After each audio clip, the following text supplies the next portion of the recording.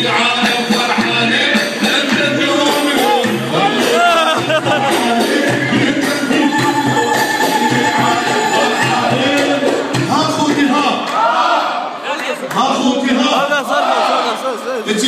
جيتك من مكان بعيد من بغداد، امشي وحيل ما بيه، ولو ما ميت من الشوق ما جابني رجلي.